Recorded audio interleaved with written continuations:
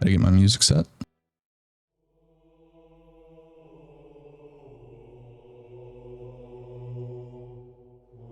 Champions, welcome. The squares have aligned and bingo is nigh. It's time for Elden Squares Season 3. Introducing first, fighting out of the red corner, we have the young and hungry Expedition 25 looking to state their place in the bingo world and prove to everyone that they not only belong, but they are the best in the world. Their DLC player is none other than Yibe, the absurdist. Someone who has quickly come from base game bingo to master the craft of the DLC. A wizard at weaving his way through the complicated bosses, and he looks to put his skills on display today. And his teammate is a man with a motor and a drive unlike anything you've ever seen. Whether it's through hard practice or grit and determination bouncing back in the middle of the game, it is none other than the player who is fueled by the coal mines, Yibe Thomas, the tank engine. And their opponents fighting out of the blue corner. In their primary DLC player will be none other than Jay. This is a man who started playing bingo with DLC and has quickly learned all aspects of DLC bingo. The champion of the Scatto Bingo Moonwalk, none other than Jay the Joker. And his teammate, Dr. Bingo himself. Someone who has been around the scene for as long as anybody. He has VOD reviewed and studied more games. He wrote the Book of War on bingo. He invented the weapon randomized DLC bingo format of Scatto Bingo. It is none other than Professor Rambler. Now let's go ahead and run that board and square off. Beautiful. Thank you. Except for the fact that I fucking messed up the Thomas and the Thomas Eve. We ignore that. All right, you ready to go, Ratty? I'm ready to go. Yeah, are we ready to go? Let's go ahead and get it. Ratty, center square. Give me Melania. I want to see that fight. I'm also going Melania. Screw it. I'm copying, but I want to see it center square. God, it'd be so good, wouldn't it? 6 bosses in Limgrave and Weeping is the center square. That's actually really interesting. I mean, traditionally, this is a square that, yes, it sounds super easy, but more often than not ends up being held for late game because you end up, it's kind of a time sink. Even though the bosses are individually easy, you spend too much time on that square, you end up doing it later. I'm curious if any of the teams do decide to rush it early because obviously center square is the most valuable square in a vacuum. Looking at some of the big bosses on the board here, we have Midra, Lord of Frenzy Flame up in the top left corner, a fan favorite of many. And actually a lot of the DLC here up in this top row. These 4 squares here require the DLC, so look for a DLC line potentially popping on that row 1. Additionally, on that, we're talking about DLC and fun bosses, we have Rulana Twin Moon Knight and the much less fun DLC boss, but still very scary, the Dancer of Anat, along with Queeline and Bellarat and Sage's Cave. Actually, a lot of NPCs on this boss. Maybe you do want an NPC killing weapon. We already talked about that Limgrave Weeping in the center square there, but some other squares you could tie in. God bosses, you could tie that in with Limgrave Weeping via Godric and Soldier of Godric, of course. We have the Deathrite Bird and Charos. That's another DLC square. And finally, on the bottom 2 rows here, this one is, I believe, the only line on the board that is entirely base game, actually. 5 ritual pots can be done fairly quickly, as well as you could really synergize these caves in with these Limgrave Weeping bosses, also the God boss and the castle boss from Godric. So really a lot of value in a Godric kill early. And finally on the bottom row, again, more base game heavy on the bottom half, but we do have that Godskin Apostle and Kaled. Actually, in the purely base game format, this boss had the highest KD of any boss last season in terms of how often it killed our players. Logar and Magnus, the Beast Claw, are menaces. Both a duo. I believe it will be the first time we've potentially seen that this season. And we have another DLC Remembrance Square. In total, I'd say this is a pretty DLC heavy board, just looking at it, but let's go ahead and do a quick square count here. We have a total of 1, 2, 3, 4, 5, or 1, 2, 3, 4, 5, 6, 7, 8, 9, 10, 11 squares with that are DLC required. A few others that you can work in with the DLC, including the castle bosses, Rolana, Twin Moon Knight, Castle Ensis counts as a castle boss. 2 Crucible talismans. I don't know if I marked that for pure DLC, but it is done a lot of the time in the DLC. There was a way of doing it without it. But yeah, a lot of DLC on this board. I think you need to be prepared for the DLC action. What do you expect to see today here, Ratty? I think in base game early, you have 4 caves, 6 Limgrave bosses, 4 duos. So you're going to see the demi-human chieftains come into play, hopefully early. That just sets you up well for 3 squares, especially pushing middle square as the base game player. I think there's a lot of value in that. As for the DLC players, I mean, 11 squares, you're seeing the full DLC rush. I don't think there's enough. I mean, you can get a base game leaning enough board that maybe that's not always the case, but generally DLC players are going straight there. And I think on this board especially, that's good. With Dancer and Charos, pushing south early feels pretty decent. You also have Dupe at the Finger Runes, which could be done in the south as well. Yeah, is more commonly done at the early. south, especially because Hinterlands is not really strong at all on this board. Yeah, Hinterlands is just too out of the way, so I think South DLC early is pretty good play. You got at least 3 squares down there. Midra, kind of isolated if we go late. Keeping an eye on who's got more progress towards that square probably is going to be very important. Well, you for don't the base game player, I mean, so much like quantity, I think is going to be the problem. 3 catacombs, 4 caves, 6 bosses, 4 duo trios, 4 Altus Mount Gelmir, like 3 castles if you do that, not in the DLC. And but we are underway. One thing to you're note, definitely gonna have to synergize here, actually. So speaking on that Midra square, right? That is not a square that you need necessarily a lot of progression for, but you would obviously want Skadu, right? He's a very tough ball. He's very tanky and hits really hard. So as a result, you want to have Skadu pickups for that ideally, but you do get a Grace in Midra's Mance, so you could technically rush it. I know Shura and Nexus are kind of joking that it's a rush square, but yeah, you can rush it. We've seen in the past, maybe that's a square that is in the DLC that the base game player comes back and goes for. And actually, Expedition 25 going very aggressive here, looking at the synergy for the Limgrave Weeping bosses as well as the Cave Grottos. He's just going for Bofa right away. Thomas is in the bottom left hand of your screen. Both Thomas and Rambler start with that Dragon Scale Blade that will make it really easy to kill the Abductor Virgins due to the bonus lightning damage. To look for them to both use Abductor Virgins as their route into Altus. 100%. And the 2 other players starting with Rusted Anchor, great weapon. Probably going to get, looks like Gibbe already picked up Wild Strikes. Going to put Frost on that most likely, maybe you could do something else, but that's just a great weapon to have. They're going to be smoking everything. Yeah, they're going to be smoking everything. You know, not necessarily surprised to see both teams using the exact same loadout. They have a lot of options. You do find at the top level that people tend to pick the same sort of stuff because, you know, we talk about starting classes a lot, particularly with base game bingo and newer players. It's one of these things where you're not going to win a game because of your starting class, but you can definitely lose it by making a bad starting class decision. So not surprised to see both these players pick what I would say is probably the most optimal setup for both of their players. The DLC players tend to prefer smithing weapons because having a status hold on your weapon is so big. You do not get automatically max weapons within the DLC. So you gotta, if you need to do a kill at like plus 12 or plus 15, a low weapon level in the DLC, that status effect will carry you massively. Yeah, and speaking of those status effects, I did forget about that Grace at Midra, but I was watching a Midra rush practice somewhat last night, and it's pretty viable with the single status effect low Skadu, actually. Midra is not the easiest boss, hits hard, but like relatively telegraphed moves. If either of the players are comfortable with it, the amount of runes you get is obscene. And here's the demi-human chieftains. I think this is like a pretty non-negotiable boss if you're pushing in base game for that middle square. Yeah, I think regardless of the other synergy, even this is just fast. You know, very rarely would I see a square like Limgrave bosses rushed, but there is a lot of synergy with it. So I understand, you know, just committing to the rush here.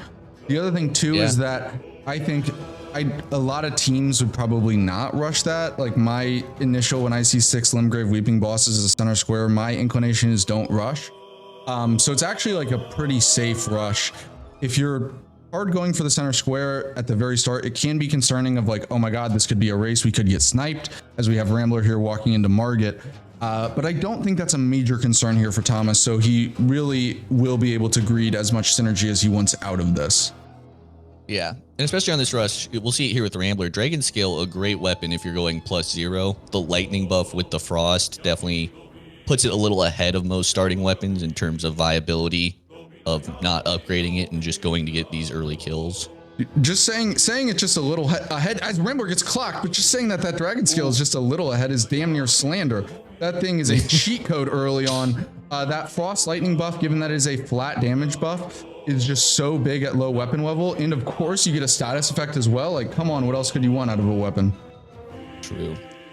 Rambler playing with that edge too. He is twice now been bumped towards it, making me nervous. Hey, just because he's an old man doesn't mean he doesn't know how to edge. Oh, Jesus. Just about there it is. Very nicely done by Rambler there as he does get Margit down. Thomas is already at 3, or this will be his 3rd Limgrave Weeping boss. Of course, the hardest boss in the game, none other than the Soldier of God, Rick. And there he goes. Yep, and that's the second cave as well. Yep, second cave as well. That's that synergy I was trying to talk about earlier. You can even get a Catacomb. Black Knife Assassin's not a bad move. Like, this could work really well early for Thomas to put him in a good position for these longer term squares. Yep, we see both Jay and Rambler pushing into Margit here. We'll go full screen with Jay now. Obviously, his teammate got through it nice. Edged it a little bit, lived on the edge, but he got through it nice and easily. Just a touch. Now for these old men, right? They got to live on the edge. It's how they get their excitement, right? I mean, yeah, what else can you do? You know, they've seen a lot of life. They've seen a lot of bingo. But yeah, Rusted Anchor already proving its worth. No stats effect and great damage still. Yeah, I mean, quite honestly, like obviously the DLC players are using it. If you had a chance though to go synergize a cave, or particularly if you have like cave and night bosses on there, nicely done by Jay. But the action keeps on rolling as we check in with Yebe. He's going in for the Red Wolf of Radagon. So both Yebe and Jay will most likely be hard racing to the DLC. We see a little bit of a different order, but at the end of the day, the operation will be the same. Godric, Renala, obviously got to kill Red Wolf and Margit in order to access those 2 bosses. And Red Wolf at this point, a bit understated in the difficulty of doing this early. You can get a little more juiced up in this format, but when you see that damage, like one big mistake does cost you this fight. And I think these players are often so good at it, we forget that. Yes. Yeah. That strafe alone into that hit and almost the riposte, kind of missing it there.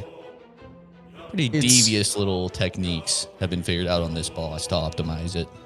Yeah, it is very difficult. Thomas there does go for patches, so that is his 4th Limgrave boss and 4th cave as well. So there is caves done. 4 caves, 4 Limgrave bosses. Honestly, hard rushing Limgrave bosses and getting 2 squares out of it, 1 including center square. It's an off meta play, not something that I've seen very much before. I love it. I really do love it. And you know, maybe it'll throw these old men for a loop here. The young guns playing a little bit off meta. Up against I think getting 2 squares out of it makes it worth it. Thomas is obviously gonna need to catch up on weapon and character levels. Like, he's not gonna get a lot of runes out of this at all, but still really like it. I think just getting these 2 early squares sets you up nice for the rest of the game. It's much easier to play in the lead always, obviously. And you know what? Rambler as well is also doing work, killed Margit and now is going to the DLC as well, going to Raya Lucaria as well. We were talking about obviously Jay. You know, each team does have a primary DLC player, but I will say Rambler and Jay, it's hard to say if they're the best team in terms of switchability, but there could be potential that Rambler goes in the DLC, but more likely it probably is those Abductor Virgins. Let's go check in here with Thomas here as he goes ahead and finishes up the Limgrave Tree Sentinel. Another very well practiced fight. I mean, Dragon Scale maybe the best weapon you could ask for this push. Maybe Dragon Halberd would be a little better, but right, either way. And easy. And look at those wild strikes. We got caught the very end of it doing work on Margit there. Well, we do have a little bit of a break. Chat, don't freak out. I just need to do a quick refresh because I think we had some issues with Rambler's stream there. So let's go ahead and just get everyone back up to even. I do apologize. And Jay is moving in on Godric at this moment. Yep. So we'll go check in with him.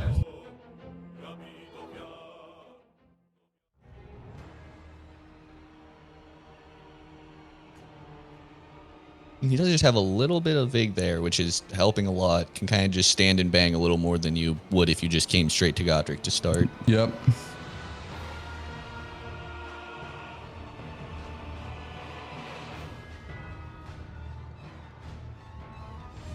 Yeah, and Thomas is continuing to push the center square. I kind of wondered if we would maybe see a bit of a divergence there. I think just getting that square is good. Yeah. You've made the plan, commit to it. Yeah. By the way, Rambler's stream is having a little bit of issues, so I think he might just be a little bit behind. We'll trust on Twitch to work itself out. So there is possible, obviously stream delay can't always happen, but Rambler will be a little bit more delayed than the other three, just as an FYI. He's about 15 seconds behind. Yep. Making his way towards Virgins. That should be never a free fight. It's a duo fight. Weird stuff can happen, but Dragon Scale makes it pretty close to a free way into Altus without grabbing Dectus. Yeah, and the DLC race between Yibe and Jay here is pretty close. I actually think Yibe's ahead. Yibe's already killed both Red Wolf and Margit. Jay is going into Academy after having already cleared Stormveil. And I think Yibe will end up beating him on this into the DLC. Yeah, because Yibe also has the Wild Strikes Frost set up, I believe, already. Yes, he does. So that's going to speed up these fights quite a bit for him. But at the cost of a much smaller red bar, obviously, we joke that Godric's a pushover, but, if stuff can two-shot you, you can always, maybe greed and then you get hit. After that, your hands get a little shaky, you miss a roll. Happens to the best of us. Hopefully no issues here, though. I will say, I think the start of the game is really important for Team Expedition 25, particularly for less experienced, overall less experienced players. Obviously, they have played a fuckload of bingo, but first time here in the open division in the Golden Order. I think getting just a good start in those early kills and building that confidence up is really important because that can propel you throughout the day. And we see Rambler is going to the Volcano Manor. He went ahead and got abducted. He's going to get a somber 5 and 6 here and then go for the Abductor Virgins. As nicely done by Thomas there, he does take out the Watchdog and claims the center square there. So 2-0 lead early. Great plays by Thomas. Yeah, 2-0 lead early for Team Expedition 25. That being said, Thomas has not even left Limgrave yet, so he is quite a bit behind on progression. The ultimate question is, was the lack of progression worth those 2 squares? Early on, I would say yes, but we'll see how it plays out. Yeah. Positionally too, though, getting that center square, 11, 12 minutes in, pretty big. You're setting up a lot of blocks. There's less threats that can be made now with those 2 squares. And, you got more to build on yourself. Foundationally as a start, I think this is super viable for them and probably the place they'd want to be in. I think both teams. Getting that early 2-0 lead just feels good. And I will say, in this kind of speed run race into the DLC, which it kind of is, if you are doing the Godric Granola route into the DLC, which is the fastest way and most meta way, it is kind of all right, we start a bingo match and then we do a speed run, and then we really continue playing bingo. But it actually said Yibe is at least so far. Renala is not dead. He's quite far ahead and kind of kicking Jay's ass here a little bit. But we'll check in and see how the Red Wolf can do against Jay. Using that magic grease because he does not quite have the frost attunement yet. We'll get it after Red Wolf. It is because Margit and Godric are easier. It is much safer to do them first, right? The Red Wolf can much more easily catch you out. However, because Yebe went for Red Wolf first, he got access to that Frost Wet Blade, which really made both Godric and Margit significantly faster, and that's the main reason why he's so far ahead here. Let's go check in with him as he does fight Renala. Yeah. And the DLC player will have to ask himself, I mean, I think just Yebe will have an interesting question here of, do I go south, go for the 3 squares, or do I look at building this diag? Because you can get Rolana, maybe go dupe, and then run to Midra. You'll be juiced up. And actually, so that diag could become a threat. And we're gonna go to the build screen here, actually, because we got Rambler in on the Abductor Virgins as Yebe is in here on phase 2.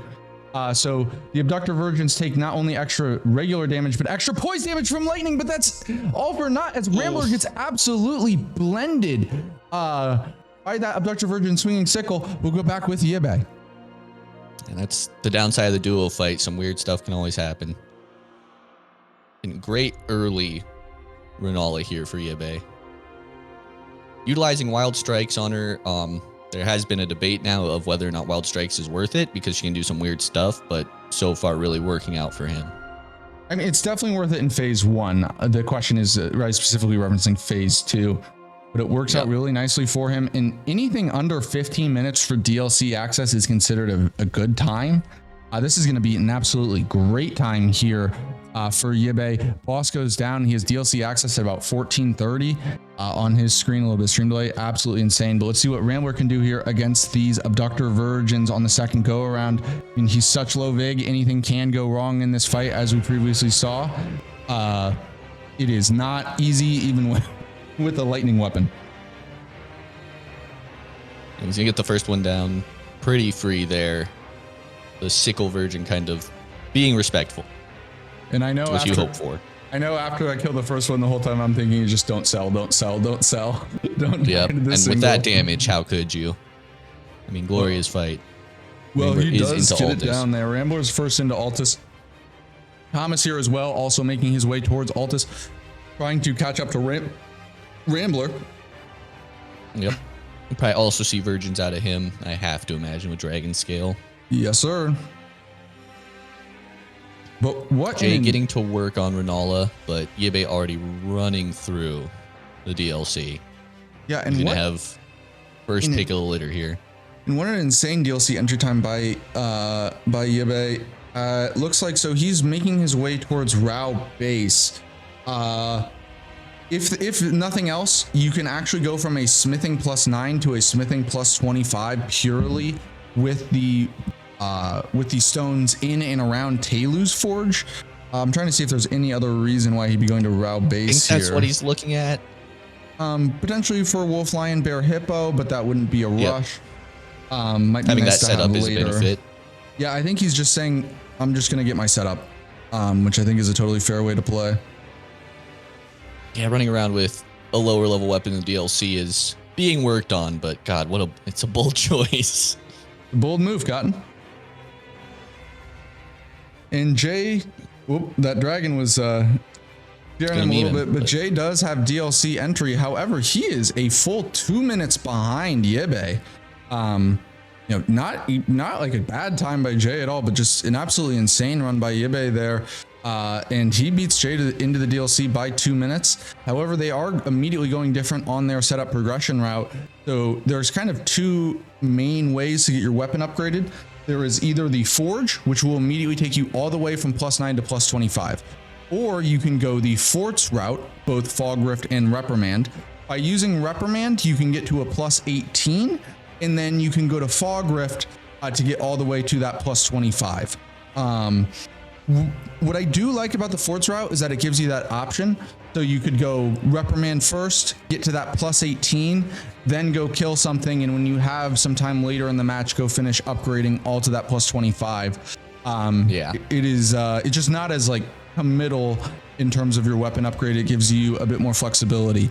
But overall if your goal is just to get a +25 as fast as possible, you go Forges. You go the Telu's Forge. Yeah. In Fort route, maybe a little faster, just get that +18 and push a square, get some levels, right? But I do think Yebe's going to be able to put himself ahead with the, 2 minute lead plus the upgrade weapon. Jay might be in a little trouble here if they start going for the same square. Yeah. Speaking of going for that square, we see Rambler here going for the Altus Plateau Mount Gelmir Heroes Grave. This is a really nice square because it would block any ideas of column 1 or row 3 here for Team Expedition 25. And this is a second wolf boss. He needs to kill 4 wolf, lion, bear, or hippo bosses, not one of each. You could do, you technically could do 4 bears. That is possible because the and red his bear first Mount NPC, Gelmir boss as well. So yes, another strong synergy play.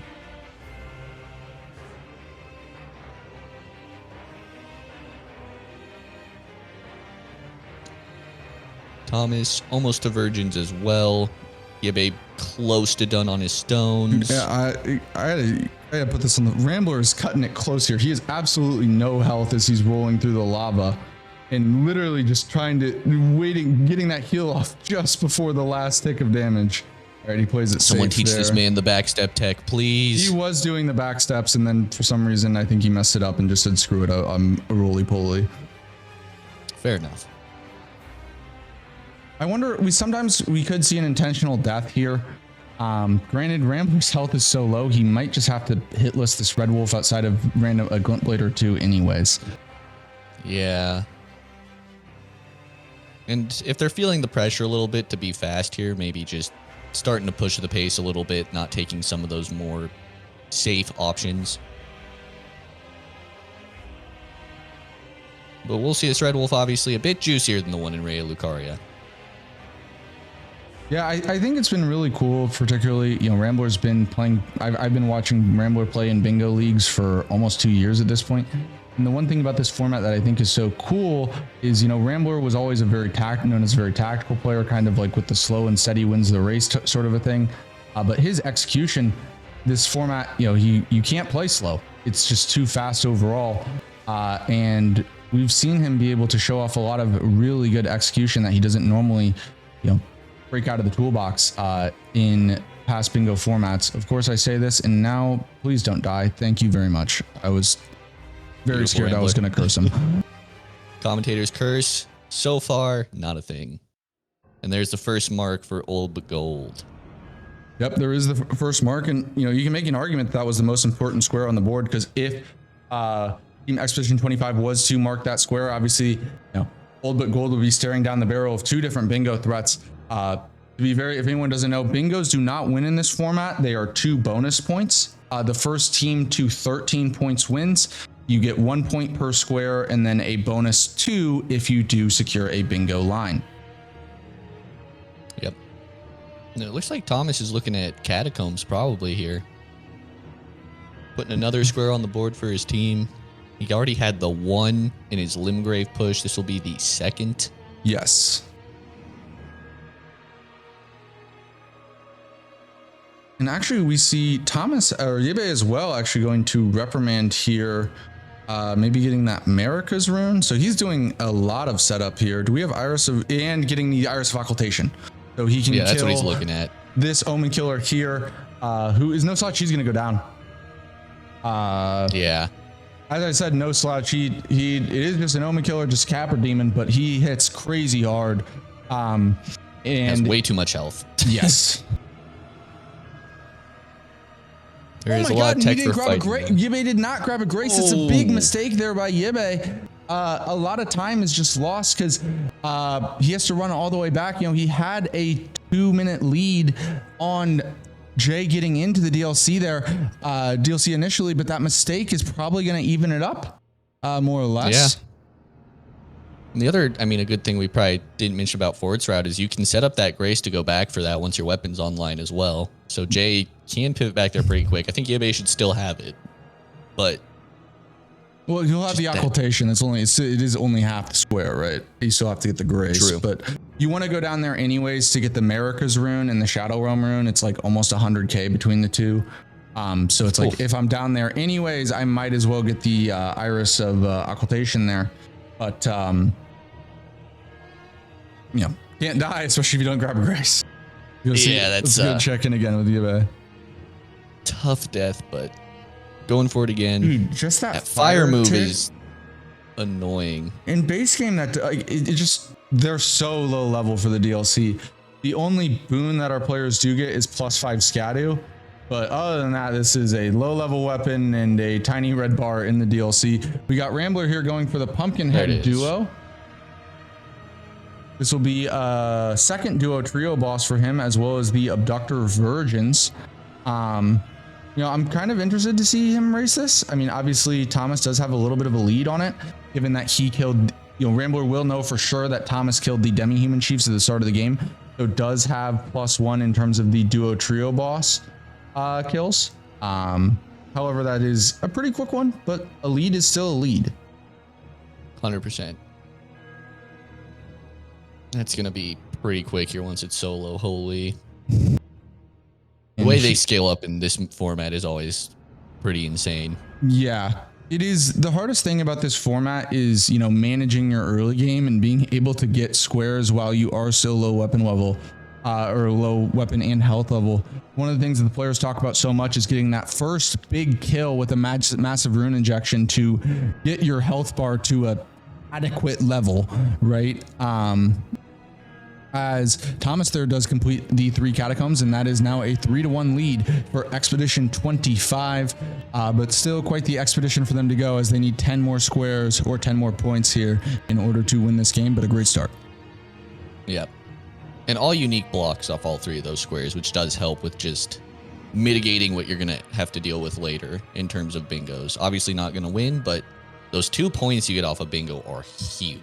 Yeah. I mean, we saw last week a team win off of that. So, like, it can literally just change the game if you can sneak that in. And I think we're going to see both players here going for the hippo. This is not only that first big kill that I talked about earlier, but a lot of runes. It is a lot of runes, that first big kill, but this is the best way to get the Iris of Grace in Shadowkeep. Let's go ahead and see. Jay will enter the fight first, but Thomas here, or Yibe, is not far behind whatsoever.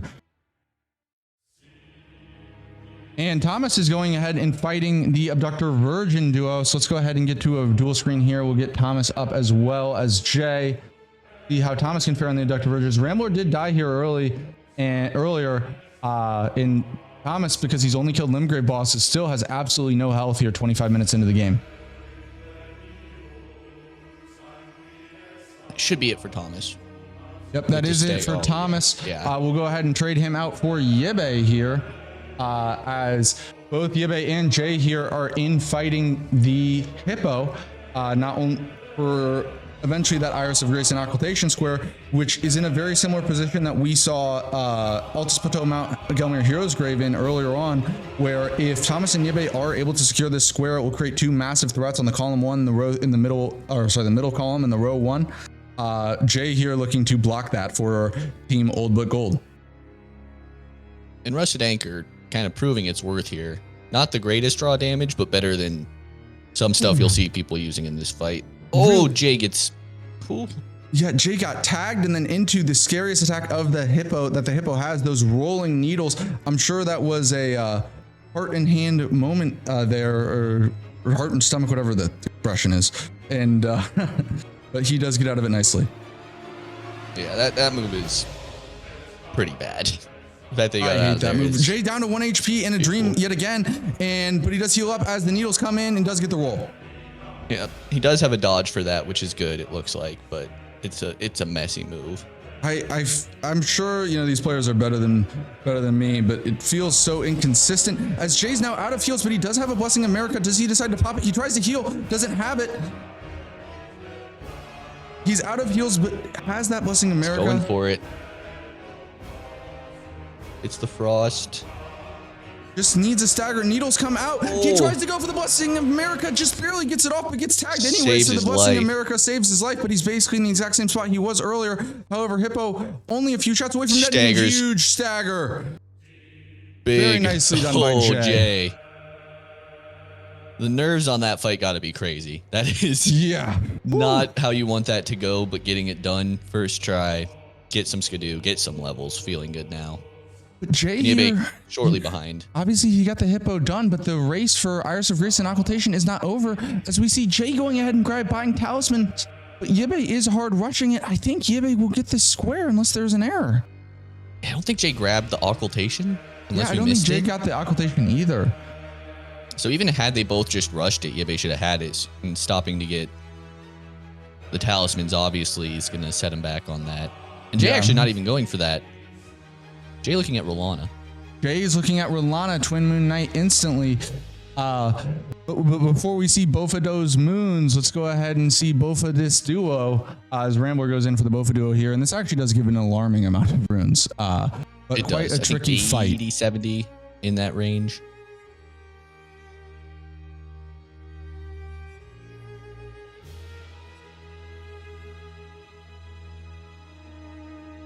In Rambler's, this is...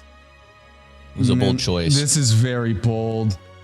Because the sickle guy will just keep throwing stuff at him, so you can get caught in just frame traps in situations where there's nothing that you can do. But Rambler saying, I'm the professor, I've studied these strats, I know these Bofas, does get clipped there by a sickle. Oh, so much damage. And can't get the roll off after the heal. Had to be just a few frames away from rolling as he does go down. But his teammate Jay here is going to be looking to make up the difference as he goes ahead and fights for Rolana, Twin Moon Knight.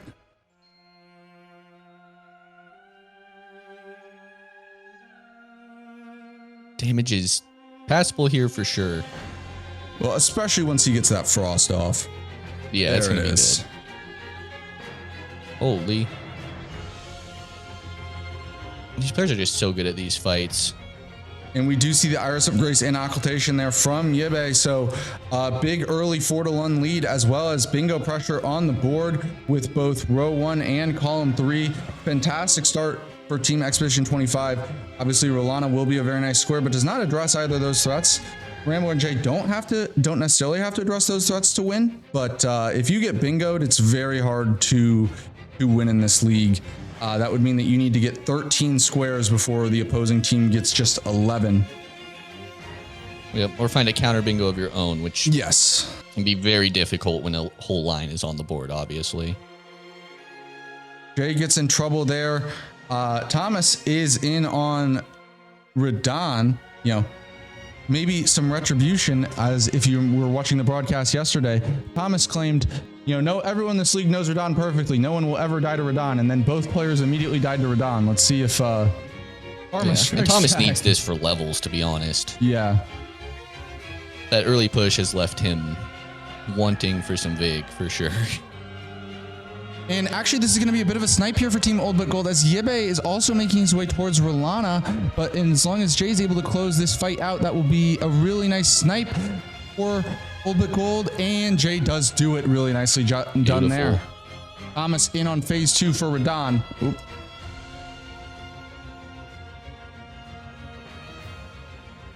And I mean, great phase 1.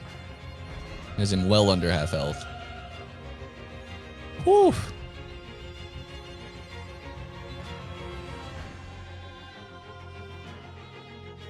So Yabe pivots. It looks like Yabe is looking to go south, while Thomas is looking to move towards the Romina area. Upper Rao. Finally has some levels. Yeah, so he will finally have levels, and actually he'll have more health than Rambler here. Yeah, so Jay here moving into Upper Rao. This could be a move for the Crucible Talismans. Also getting you some Scadu here. Why else would he be going this way? Yabe looking to take the south. I love that. Yeah. We talked about that early. But 4-2 here, kind of coming into the portion of the game where setup is done and squares start moving fast. So good lead for the Young Guns. I like their early plays here and what they've done. They've set themselves up real nicely. Yep. Thomas is down here in Deep Root. There are some Somber Stones here. There's a lot of different ways that you can upgrade your weapon, particularly for the base game players. Getting the Somber 6 down here, if you don't go... Jay did get his first Crucible Talisman really as well right there. Yep. Jay is going hard for those Crucible Talismans. I mean, he potentially could always do Deathblight Dancing Lion as a Lion boss. Wouldn't necessarily recommend it. Joey Tesla, no, Kukri does not count as dagger. Granted, that is not a square, but no, generally it does not count as a dagger. And Yabe is about to show off the diabolical things you can do to Ancient Dragon Mans with Wild Strikes, I have to imagine. Yep. Rambler's continuing to push for those duo trio bosses as he goes in for the demi-human chiefs. Should be fairly trivial, so we'll stay in here with Yabe. Granted, this fight might be just as trivial with Wild Strikes. Yeah, this is one of the rudest things you can do. I feel like Ancient Dragon Man of all the NPCs is really dumb to Wild Strikes. Yeah, because he's naked and very aggressive and just wants to try to hit you instead of rolling away from the Wild Strikes there. But Yabe gets in a little bit of trouble as he runs out of stamina. However, he is okay. Yeah. This should be the last Wild Strikes he needs. Oh yeah, definitely. I think that's actually really another big reason to take a smithing weapon. Just getting into South is so much easier if you can Wild Strikes Ancient Dragon. Yes, Wild Strikes is absolutely massive.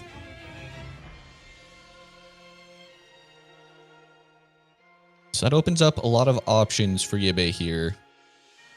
It does. And honestly, Midra dupe, if Jay holds off on going south a little bit, pretty viable play.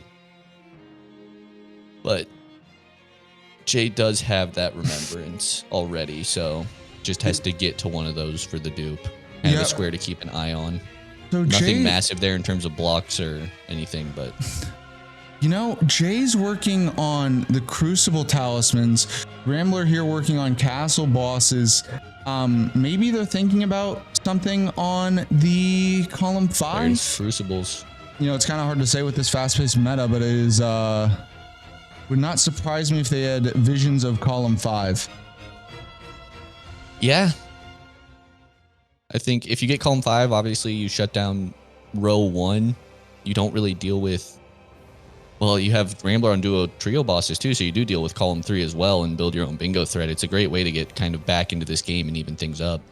Yep. Jay now also making his way south, but Thomas has quite a lead. That being said, for the dupe of DLC Remembrance at one of the Finger Ruins square, if you remember, Yabe did get sniped on Rolana. I believe he grabbed the Grace right outside, but did not kill her. So we could see a bit of a race for that square where Jay is behind on getting to the Finger Ruins, but Yabe is ahead on getting to Rolana. Actually, very but interesting. no, I think it appears that he's going for Egon's cookbooks. Yeah, DLC jail's going to become the DLC jail is going to become an important square if he goes cookbooks. You have that diag, you have row 1, and then Jay and Rambler's possible threat if they manage to get that on column 5. Yes. Oh, as Yabe gets absolutely destroyed there by the random fire, but lives just barely. Rambler's going back in for the Bofa duo yet again, so let's go ahead and check in with him. And this is his last duo trio boss, so double mark here if he gets this.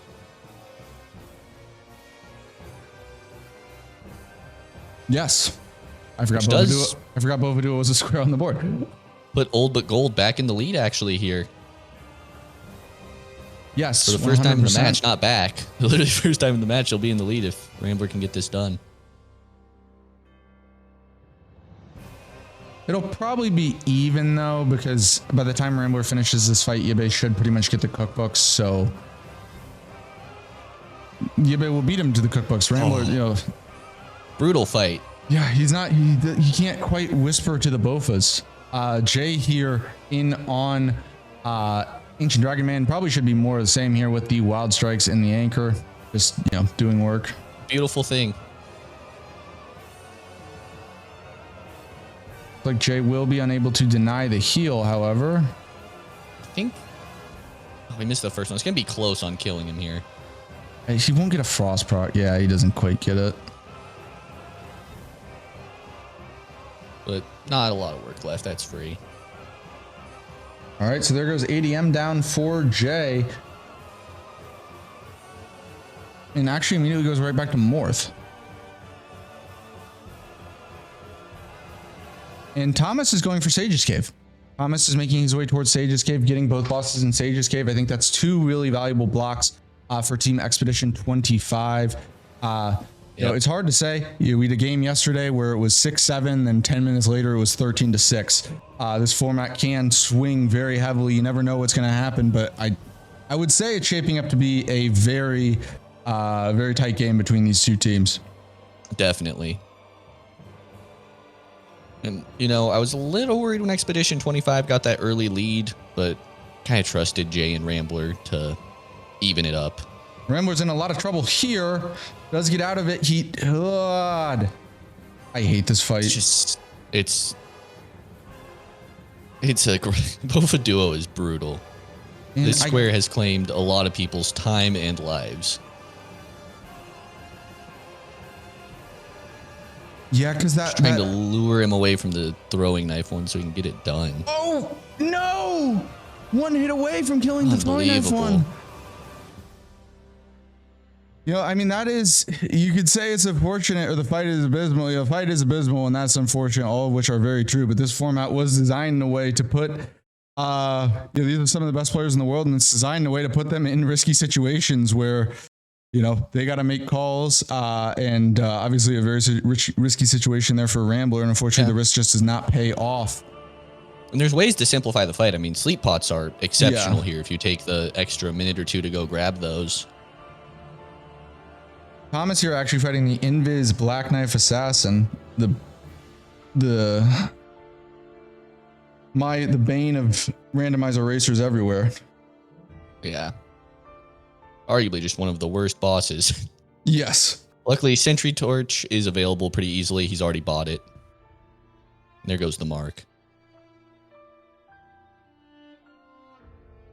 Yep, there is both bosses in Sage's Cave. So now we see a 6-3 lead for Expedition 25. Rambler really needs to get this done. You know, if Rambler can complete the duo trio bosses and then Jay completes the DLC jail, that really does shut down a lot of the bingo threats potentially on the board from Team Expedition 25, and it evens up the game.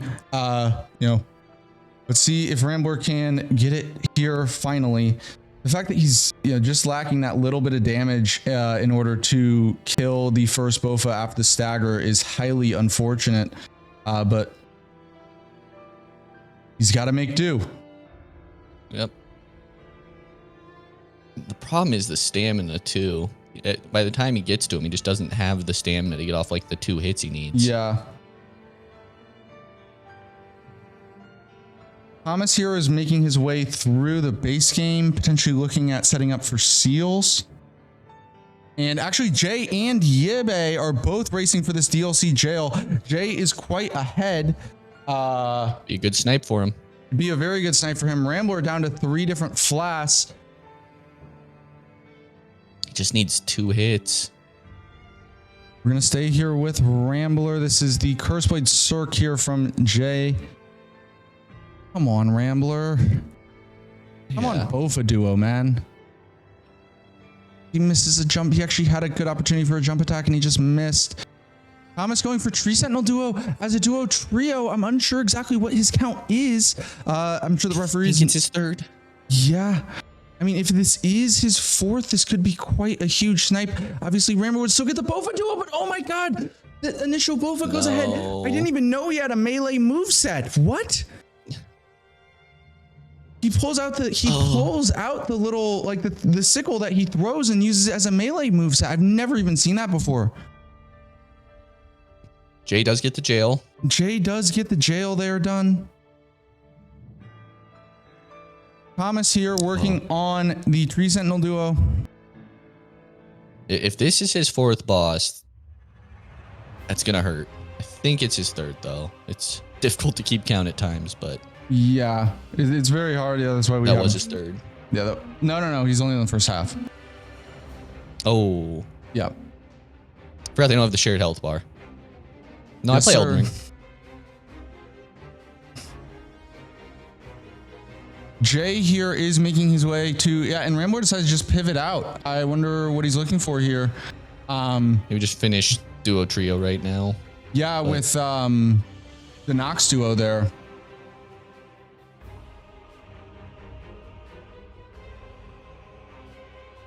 As Thomas does get the 3rd duo trio boss down, it's looking like Jay here is going to finish up the dupe, or remember that one of the DLC finger ruins. And actually, if assuming Rambler gets the duo trio bosses down and Jay gets the dupe, all potential bingos for Team Expedition 25 will be blocked with the exception of row 4 and column 4 as well. Yeah. As we see Yibe here fighting the red bear, this will be one of his wolf, lion, bear, hippo bosses.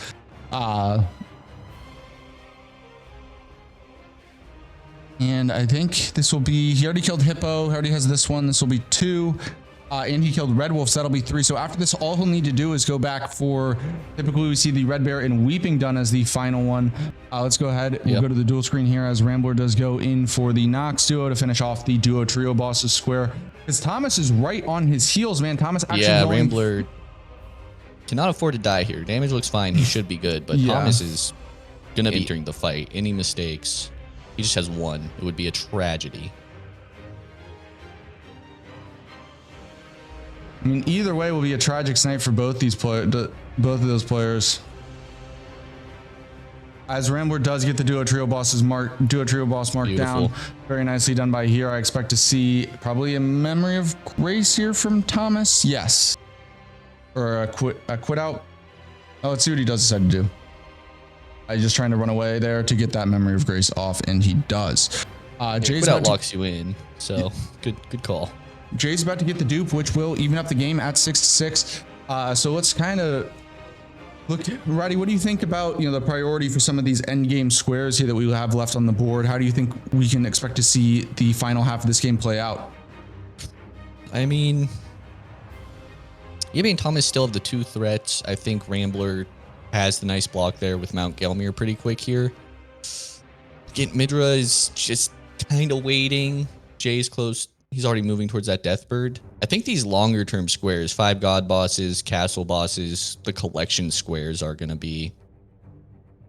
How you decide to synergize and do those is going to be big.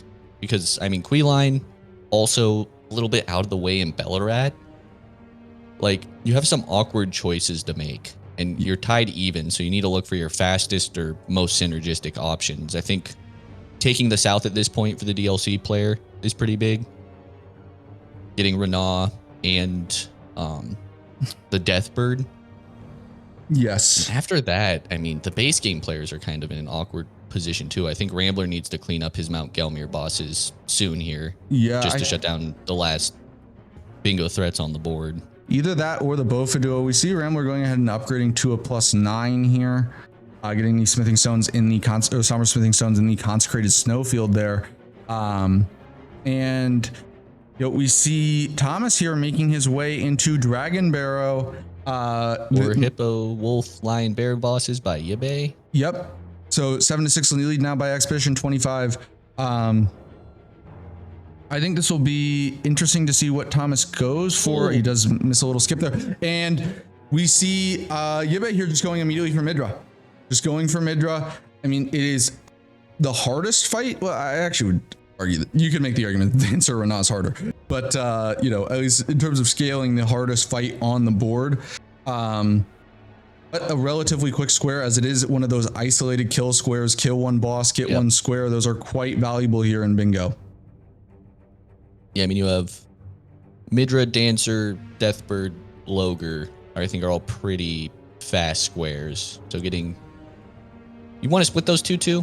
If one of the teams gets 3, I think that's pretty big. Godskin Apostles also done I think the only other isolated kill square. Yeah, and Thomas is going for, other than Bofa Duo. Bofa Duo is still on the board. Hopefully Rambler gets that. I mean, I think if you can win those isolated kill square battles, you're going to be pretty good.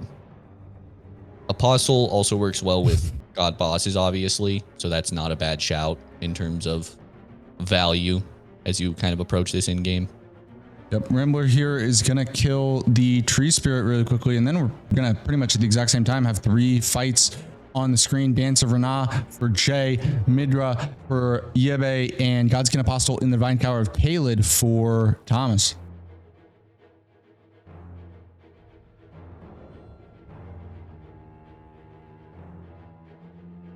A little bit of a screen freeze there for a moment, but we're good. Yep. Do you think? Holy. I'm curious. This is a psychological question, but I love digging the psychology of bingo. What team do you think feels more pressure now? Is it Team Old but Gold to say, "Hey, yeah, we're still the old guns, but we have not lost our touch"? And Rambler does go down. Jay in on the Dancer of Rana. Gold probably feels a lot more comfortable now.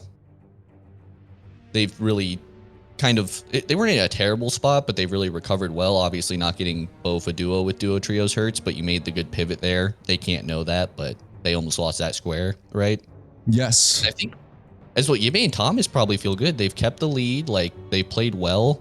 I don't think either team is I can't imagine either one is mentally super down. Maybe Rambler just from that Bofa duo incident, but he's pretty good about just moving on. Yeah. I mean, I think both teams probably fine with their position right now. Yeah, I mean, you're entering an execution battle in the end game, and I think players are fine with that at this level. Yeah, because I'm just thinking about the pressure, right? Like we think about like pressure and nerves, and that makes such a big difference in bingo, right? For Expedition 25, it's like both of them, it would be their first win in the Golden Order, first win in any open bingo division, right? Meanwhile, Team Old but Gold, I'm sure, obviously they love Thomas Yibe, and obviously I'm sure I have a lot of respect, but these guys are competitive. There's probably a quiet thing in there where they're like, all right, let's not be these guys' first ever win in the Golden Order. You know what I mean? Oh yeah. And of course, the loser of this game will start out the season 0-2, so not out of it, but will be a tough hill to climb, as we have both Thomas in on the Godskin Apostle in the Divine Tower of Caelid. Jay gets down there. This will be Rambler's 4th Mount Gelmir boss.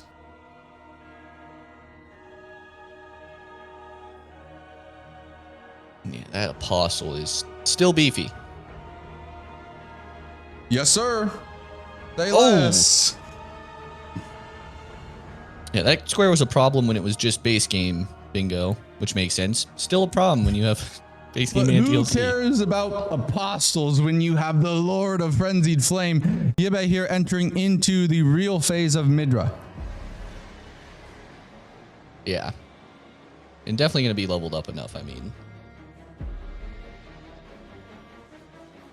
Especially Frost here is really good. Midra tends to be slightly weak to status effects. I believe is the highest health boss in the DLC. It's him or Bale, and it's really close, which is insane. That is insane, actually. I think it is Midra by like 1,000. I might be wrong. I'm pretty sure Midra has the most health in the DLC. If Roddy is incorrect, that does not reflect on the actions of Elden Squares, only on that of Rodicus Rai. No. No. It's all me. I can't quite remember. A disclaimer, but I think it might be Midra. And if not, second most is still insane. All right, phase 2 there for actually both of Expedition 25. Thomas is doing a nice job here on the Godskin Apostle.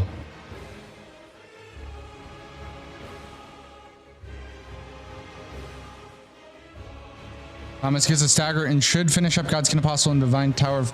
Actually, no, that were posted a lot less than expected. Get on my ass. Yeah. And Jay's actually made his way back into the base game. Yibe gets caught by madness, but is able to recover. Really nicely done by him. Yeah. With him having this much health, too, a death here is a long death. And there's a Godskin Apostle mark for Thomas. Godskin Apostle mark for Thomas. So all eyes are on Yibe now. They'd be able to take a pretty healthy lead into this endgame. I guess 9-7, but Rambler is one boss away from the final Mount Gelmir boss. That would be number 4 that would be square mark for them. These two teams just going back and forth all the way into this endgame here.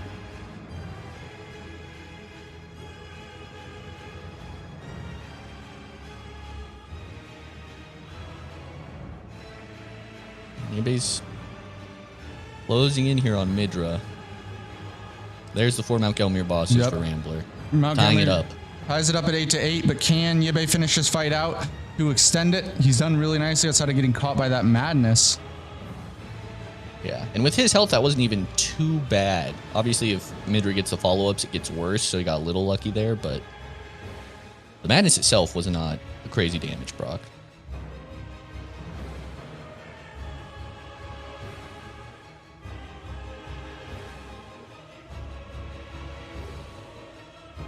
Oh, I think no. Rambler That's needs the last to tech go I'm back. going to see. Needs to go back for Bofa Duo now. Yeah. Because Thomas is closing in on it, and that's a square that I think Old But Gold really needs to have here. He's so close on this Midra fight. Got hit by the big laser. One more hit. There we go. Does get it down. Really nicely done by Yebe there. Goes ahead and marks that square and gives his team a lead. Hanging on to that lead, not willing to give it up. This has been such a battle all the way through.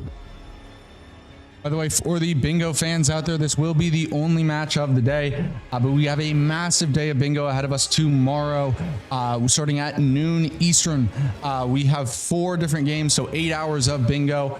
You can drop a follow to get the live notification. Also, if you want to join the Ignite Discord, where you can get all the up-to-date information about the league, as well as getting into playing bingo yourself. We have a wonderful community with a bunch of coaches. All these players are completely grassroots players. You know, obviously they're streaming now, but they are not. You do not have to be a primary content creator.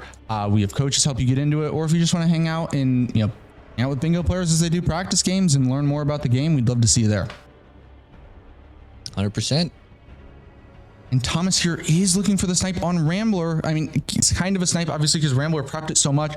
But if they do get this Bofa duo, that would mean that Expedition 25 is only 3 squares away from securing their first win in the Golden Order. And I think this one would hurt a lot for Rambler, as Rambler does pivot back.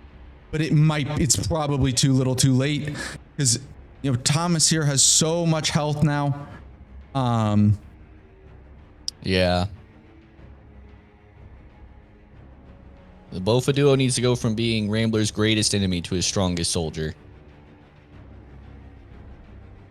Because this... I mean, they're trying for him. This fight is just a mess. It's now just single Bofa. Much harder to die too. Yeah. Oh, this is going to hurt for Rambler, but he's so big for Expedition. So big for Expedition, because this is a square that really is kind of a vigor check. Like, yeah, you can be the best player with the perfect dodges or whatever, but it is just a vigor check, and Rambler ended up wasting so much time because he went aggressive.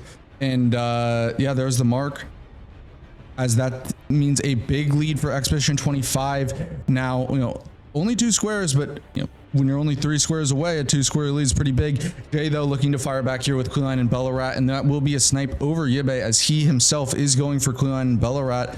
And there's only one more square that is DLC exclusive on the board with that Deathrite Bird and Charles Hidden Grave, as Clueline quickly goes down.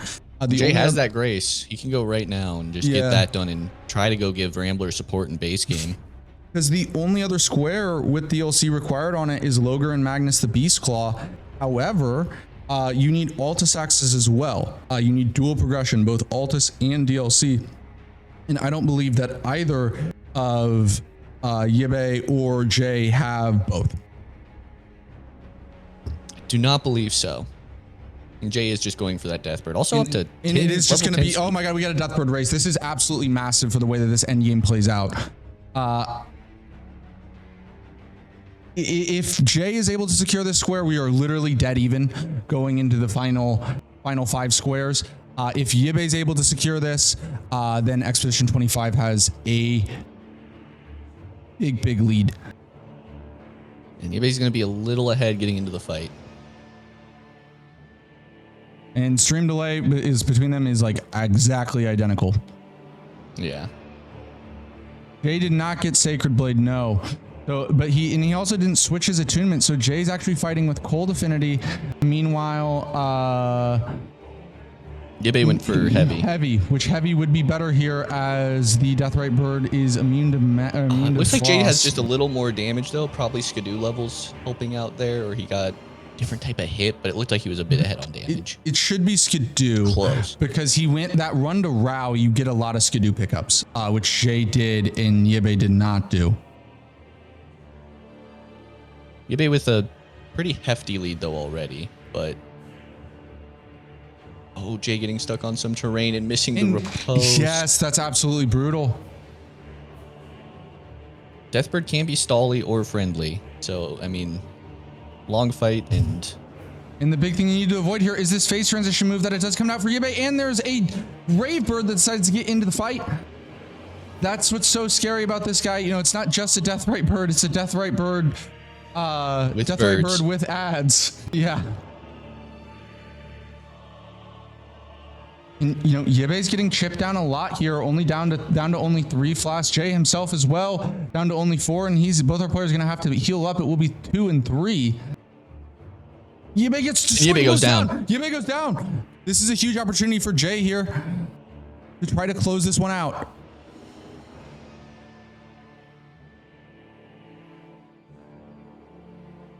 Slow is smooth. Smooth is fast. And Jay is a smooth man. However, but phase transition move comes out and he's in a really bad spot here. I don't think that was through it.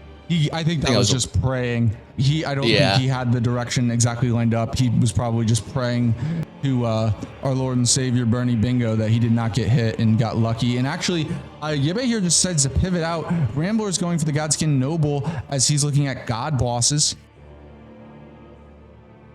Because Rykard Jay himself will probably get this square. Will Ratty's prediction come true, or will it be a massive commentator's curse here? You never know.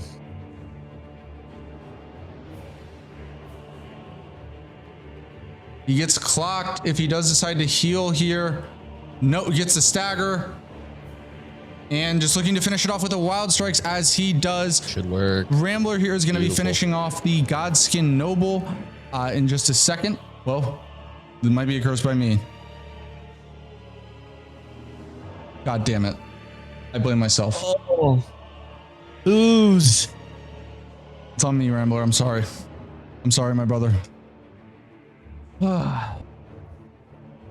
Feels like a lot of tough breaks for Rambler in this match. Yeah, it does, dude. And Rambler is actually deciding to pivot off of God bosses, which was the smart move because he's going to get sniped on it. Thomas already has Soldier of Godric, and the Godskin Apostle and Caled, so he's at 3 already. I would imagine that he probably does just continue to potentially hard rush this. Rambler here looks like he's going to be going for seals, but we got 3 squares left. You know, it's really hard to figure out, but let's try to see how this end game goes. It's looking like Jay God here, bosses to Thomas for sure. And castle bosses should go to Jay because he's going for Leonine as his final castle boss. He already did Godric in Stormvale and then Rolana in Ensis. Rambler's going Ritual Pots. Steels. That's a weird square left. Ritual Pots in Logar and Magnus are the 2 ones that are very weird that are left. Because we actually have a bit of a race here as both Rambler and Yibe this time are going for seals. Yibe's killing this Tibia Mariner in order to get the Death Root. It's really hard to say who's ahead at the current moment, but it's going to be quite the impactful race. As Thomas actually does have DLC access now after killing Godric, pivoting away from the God bosses and going to look at Logar and Magnus, which is a really big play for them. Yeah, assuming late, not like holding your prio and going for another square here, that's a winning move. It is also a nerve-wracking move. Like saying, oh, we need 3 squares. Like we have these, we want seals. We probably have God bosses. So we need to get, we probably lost castle bosses. You can assume that. Yeah. We need to send one of us to go get this other square while we have prio. Try to not make it a race. Logar, very annoying boss. Yeah. Because assuming that Thomas is able to pick up both the God bosses still and Logar and Magnus, which from our perspective, it looks like he will, that means he only needs Yibe to claim one of the final 3 squares, Steals, Ritual Pots, and Castle bosses. However, Castle bosses should be going the way of Jay. Yep. Jay almost needs to just run all the way there and pivot. Like he's in an awkward spot. I think he's just going to finish it. But from our perspective, I think that would be the move that would keep you in this game. Rambler's stream is having some issues there, but it looks like it's back. Just pushing seals. Yep. Thomas continuing to push God bosses here. I assume that he will go for Godskin Apostle and Kaled and Godfroy. Yibe's going to Volcano Manor. I wonder if he does there's a little skip that you can do after you get abducted to get the seal. But yeah, this is a huge moment, and I think a huge moment in the season for either of these players, because as we talked about, losing team goes down to 0-2, right? Both these teams are very talented and can come back, but that's a hill to climb. However, if you're 1-1, it's like, all right, you know, not exactly where we wanted to be, but we're in a fine position. Let's just continue to play some good bingo. Jay with plus 25 against Leonin. This is not going to be fair. Nope, not fair at all. Yeah, there goes Castle Bosses down, and Rambo's actually going back for God Bosses? Kind of.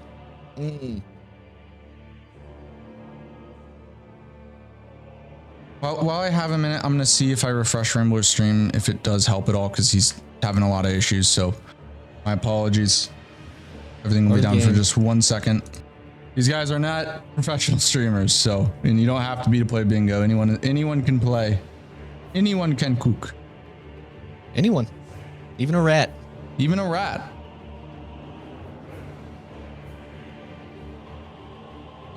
Rambler is currently in stop motion animation against the Godskin Noble, but he does not get it down. He ran away when it was at 1 health. Kukri finish does get it. Okay. Kukri, while he's rolling, is straight aura. Great job by Rambler. Yibe here is, I think he is going for that skip for the seal, and this is not an easy skip. He's having some issues. It's also not one like, you know, cage skip is not an easy skip as well, but it's so important. You practice it all the time. This skip is super niche, so I'm not surprised that maybe there's a little bit of issues here. I mean, if Rambler can steal this God bosses. Because Thomas here is really double prepping. He's going for, I thought he was going for Apostle and Caleb, but no, he's going for Magnus, of course, to finish out Logar and Magnus. Yeah. I mean, Old but Gold did take their first lead there right at the end. It's 11-10. Double prepping here is...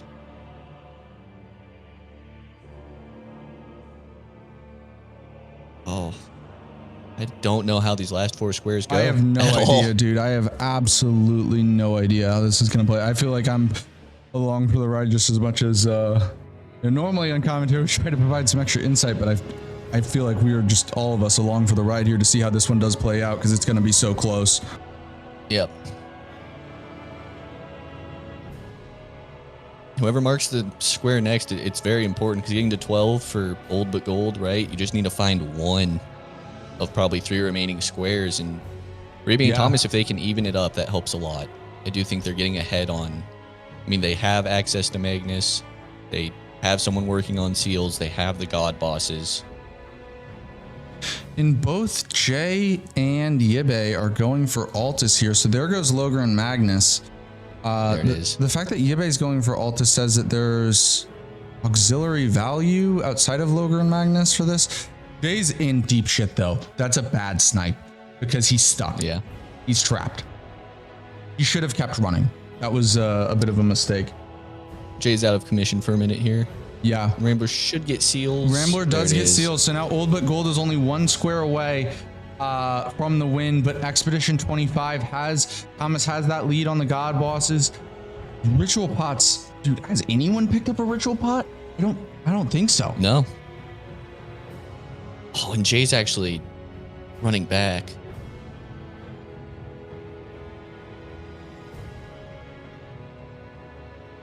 And the question is, where are they going this way, not getting the grace? Where do they push, right? And so Rambler looks like he's pushing into God bosses, but I know it says 1 on the screen, but I believe Rambler only has 2. Meanwhile, Yibe, or Thomas, sorry, has 3. Apostle Godfroy will be 5. Rambler would have to do Rick as well. Yeah, it's a close race. Rick isn't too much time. He can get some good stalling, or if Thomas somehow has an unfortunate death, which I just can't foresee at this vegan weapon level. Yeah. Yeah, I think Niebe is just going to have a head start on ritual Jay pods being too. so out of commission in ritual pots, unless there's a routing error by Yibe, Old Gold only needs to win one of the 2 races, but they are just behind on both. Let's go check in with Rambler and Thomas here as they do try to finish out these god bosses. And not only is Thomas one boss ahead, he's ahead on the routing. Yeah.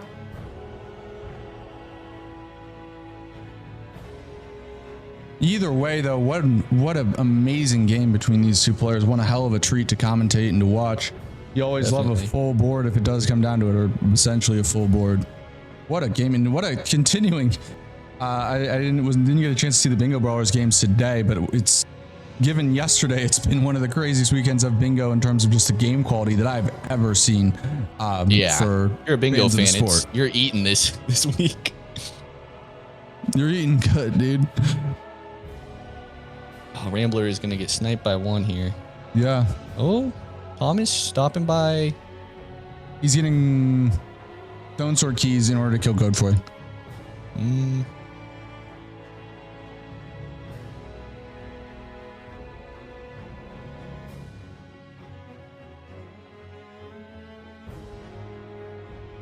Funny enough, I can actually see Jay's wife in his chat hyping him up, saying, "You can do this. Keep going. You got this." We love the family support. It's a family event around here. Bingo is. That's awesome. That's so sweet.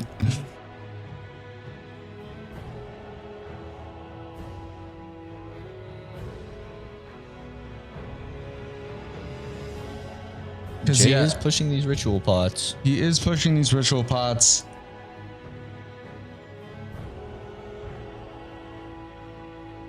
So hard to keep count. I don't even know. Thomas somehow got turned around in Altus. Like this is just these guys. All of them have to be nervous. Like especially Thomas and Yibe, right?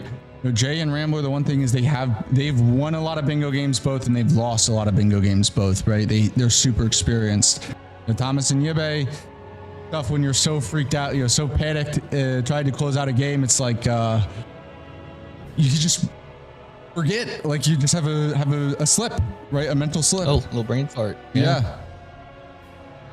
Because Rambler is actually ahead of Thomas going into Godfrey, but keep in mind Rambler still has to do Rick. Believe it will take a death. Because actually Thomas is not quite as far back as I thought. No, it would take a death or some like a really clean fight and then a lot of stalling. Yeah. And even that would really be probably too close.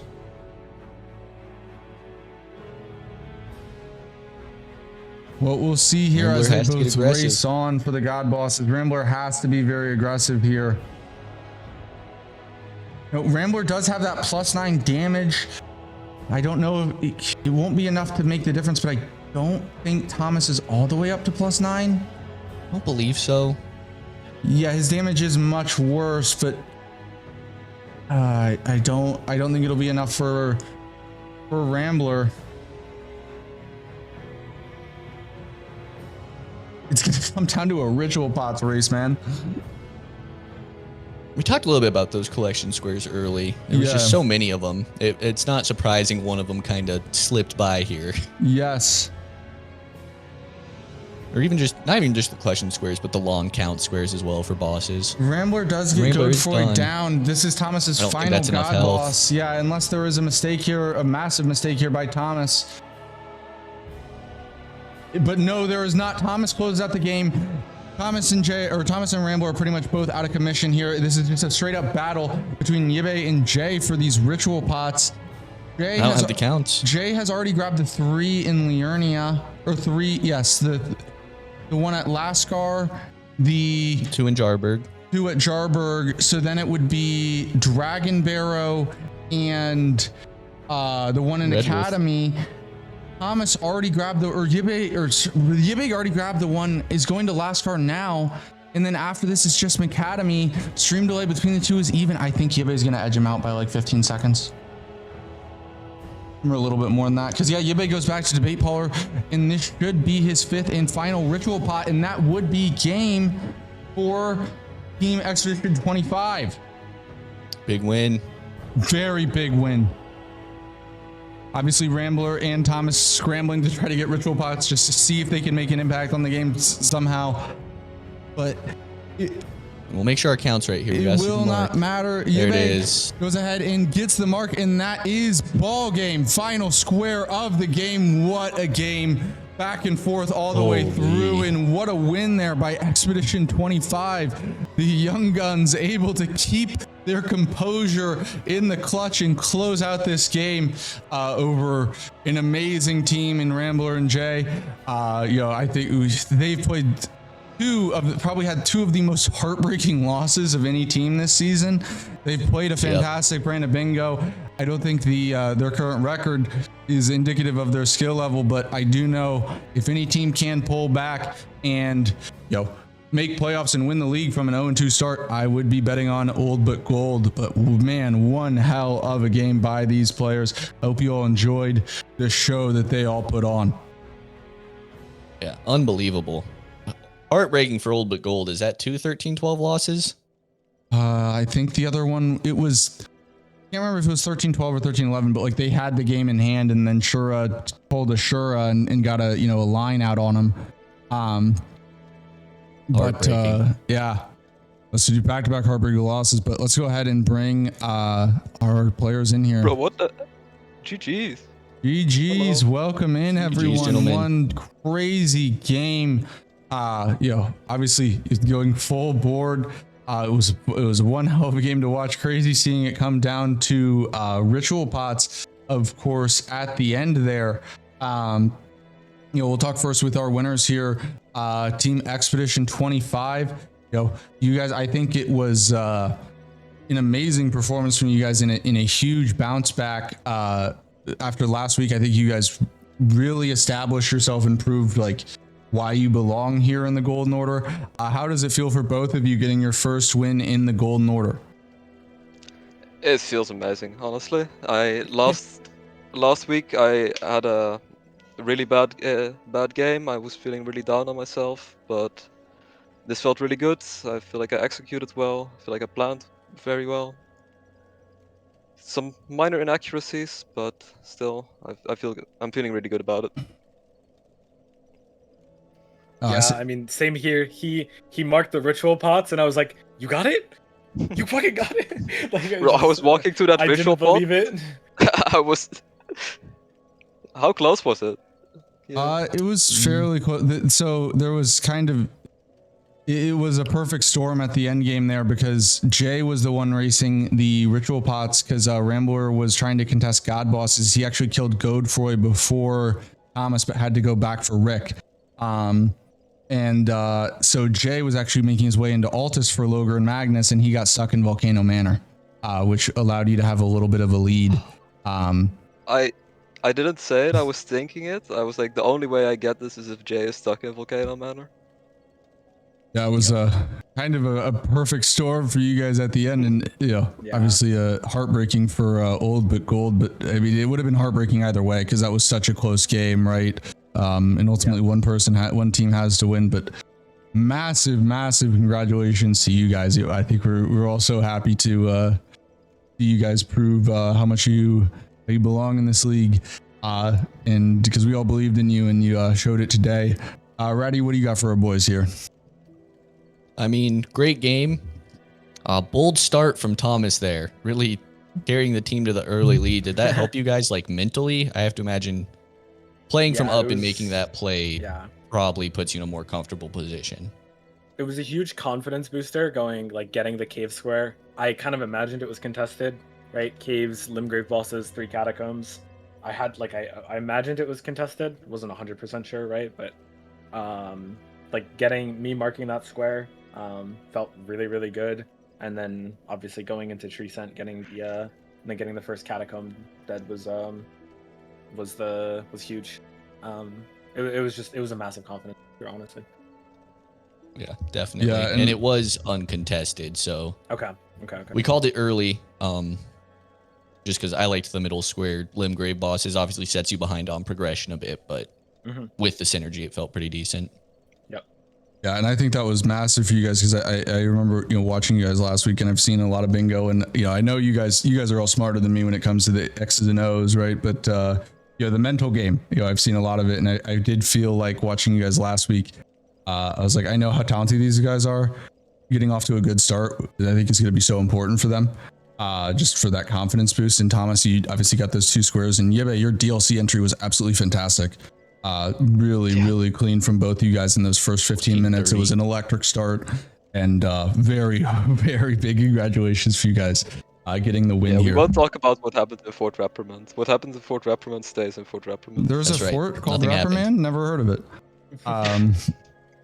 We'll turn to Team Old but Gold. I know, obviously, 2 back-to-back heartbreaking losses for you guys.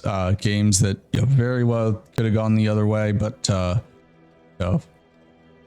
result is what it is. But you guys you're playing a fantastic brand of bingo, and you're so well experienced. I think, I'm speaking for not only myself but the entire bingo community. If there's any team that could bounce back and win the league from the start, it is absolutely you guys, because you played a just really good bingo. It just hasn't gone quite your way.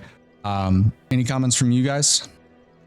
Yeah, other than a scuffed hippo fight, that might be the best boss fighting I've done ever.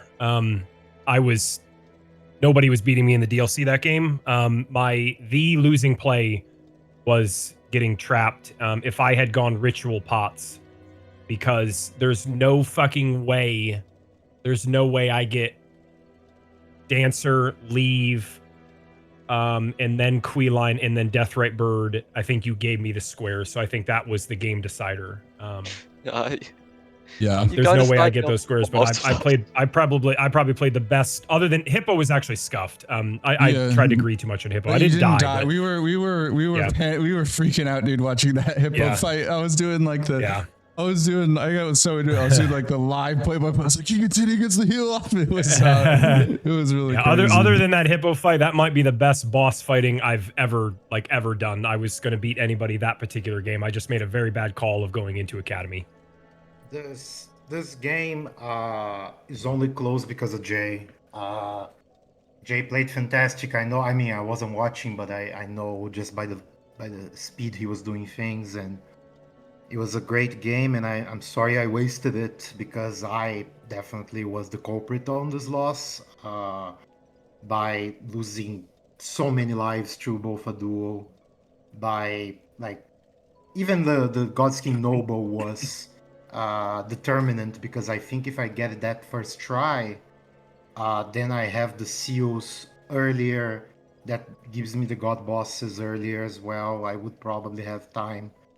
But the Bofa duo was the culprit, and well, I feel like shit because of that. But it is. Somebody's got to win, my friend. It is what it is. No, true. No, and to be quite honest, I think major part of the reason why I was playing badly was because Thomas decided to go crazy in the beginning, and that put me in a more rattled state of mind. Jay pulled it closer, but I just couldn't overcome that. And well, GG's. I am very happy for Thomas and Yibe. They proved they belong. Like I said, they do. They do. Thank you guys. I think we also proved that we belong. Close losses. Literally, 2 of the most. I think there's been some really close Crucible games, but of the Golden Order games I've commentated, you guys have been the victim of probably the 2 most the closest losses. Yeah, closest loss. It's so close. It's in a slightly alternate reality. You guys are 2-0, right? It doesn't matter. We're gonna Packers 2010 this shit, and or Giants 2007. Giants relax. 2007. Just yes, relax. sir. I don't know what any of that means, but I believe in you. Means come back, brother. Means they're going on a fucking run. Yeah. Ratty Who's, thanks for commenting. I look forward to watching it back. I'm actually looking forward to just Yeah, I guess I only have one more question. You did mention it, Yibe, and I just kind of kept talking over you during my, pat myself on the back. But I really did play well. Was there close? Did I hit you on any squares? Like you hit me a little bit on Dancer, like a little bit on Dancer, a little bit on Rolana, a little bit on something else. Like, oh yeah, I was an idiot and decided to do the Death Right Bird without Sacred Blade, and that. I did it without Sacred Blade too. Yeah, you Yeah, just Yabe had was your- ahead on the Death Bird you by guys, a little bit. Yeah, because you sat at the Grace initially. The extra Scadu that you got by when running to Rao, your I don't know exactly what the levels were, but your damage was just you were doing a little bit more damage and a little bit tankier, and it made the difference. Yeah, my damage wasn't very good, and then I died as well. But I'm not sure. I don't think I would have gotten it. Maybe I could have. Not sure. Well, then I'm wrong. I thought you just let it go. So I was wrong. Yeah, and Dancer, I went all the way to Midra Grace, but I thought you might be doing Midra at that time, so I was like, oh, I'll grab the Grace, go Dancer. If either one gets marked, I get the other one. So I had only just done Cerulean Ghost Skip, so like, you did snipe me on a few things, but not by a lot. Like on Fair. Queeline was I think the most, and I was just entering Bellerot. Okay. Yeah. Well, thank you guys so much for playing. Yeah, We thanks for appreciate commentating. you. Everyone in the community, thank you guys so much for watching. I've commentated bingo with like 10 people watching. I love to commentate bingo, but man, seeing the whole community here and invested in the game, it makes it that much more special. So thank you guys all so much for being here. It's cool to see these guys. Have fans. My and last everything. comment. It was awesome. My last comment was there was a Crucible player. I'm not going to say who they were, just because, not that it's anything bad, but I don't want to embarrass them. Came to me for some advice, and I said the Crucible and the Golden Order in this fucking community of the best players in the world, you can literally go 0-8, 0-9, and still be at the top of the competition. That's how fucking incredible this place is. So I still stand by 100%. that. Well, on that message, I have good news for you all. We may be done, but the bingo is not over. Actually, I'm going to be reading out to Jen is online. She is the organizer of a wonderful stream team that I'm a part of called the Firekeepers, not the Ignite Firekeepers, different Firekeepers. They're a great organization of soul streamers who primarily focus with a big initiative on inclusivity. It's something that I'm really passionate about, and I look forward to being part of them. And they are doing a Dark Souls bingo game. So go make sure to say hi to them, and we will all see you guys later. Thank you so much for watching. We'll be back at noon Eastern tomorrow for 4 big games of bingo action. See you all then.